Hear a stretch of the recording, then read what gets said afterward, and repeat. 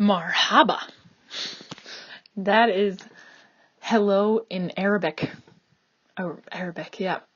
So, yeah. Welcome back to the Reading is Phenomenal RAP AB Lit podcast. I'm your host, Maggie Noe. We're getting right into chapter 11. Wow, it's crazy how fast this book is going. Right now, we just left off. The director is resigning out of shame. Well, now we can call him the ex-director.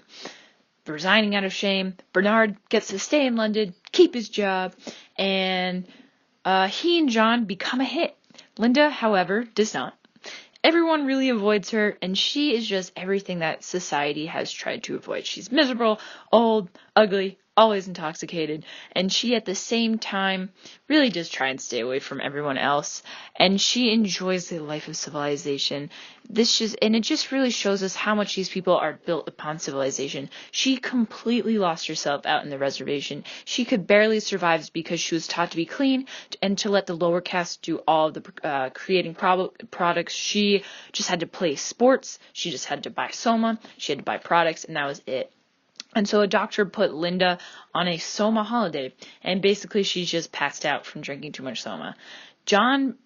This is where we see John's morals contradicting the other world's code. When John protesting, but it's shortening her life by basically poisoning her with so much of the soma. And the doctor literally says, yes, it is killing her. But also, when you're in a soma holiday, it feels like eternity. So it's also lengthening her life.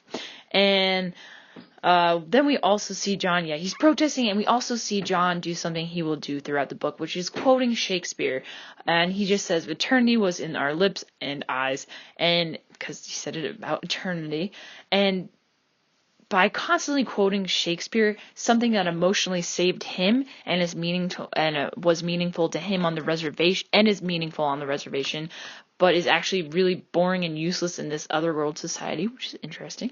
We can feel the divide between him and this society, and also getting the idea that he may never fit in anywhere.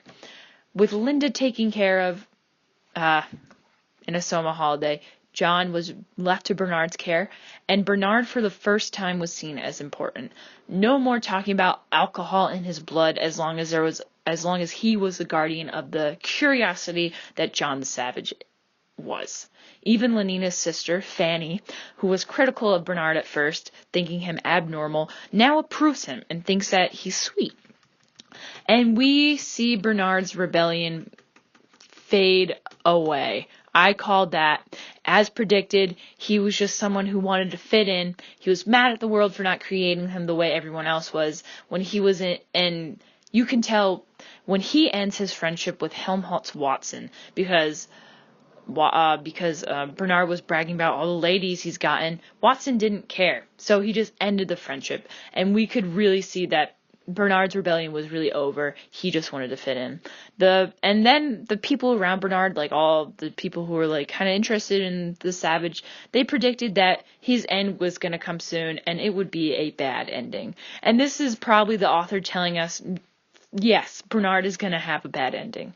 However, while it's lasting, Bernard is enjoying the fame and politeness of the people around him. But he also definitely let it get to his head when he wrote a letter to his forwardship, Mustafa Mond, critiquing the social order and offering advice to Mond as to how to fix it. And Mond did not like Bernard critiquing his rule and the society that he helped he helped establish or keep in order. So he decided that he was going to teach Bernard a lesson. Not now, but eventually. Either he'll teach it or somebody else will. And we also see some more John and Lenina at the end of this chapter. And Lenina takes John to a movie. And they both really like each other, but like I said before, the standards John and Lenina were raised on caused some conflict in their love life. John refuses to be a romantic, and Lenina just can't understand why. And again, like I said, we see the foreshadowing from earlier in this book come true. And that is just something that in this book is kind of like repetitively happening. Like we see the foreshadowing in earlier chapters come to life in later chapters, just like this one. So yeah, thanks for listening. It's been super fun. Hope you join us for episode 32, which is the next one. This is 31. And yeah,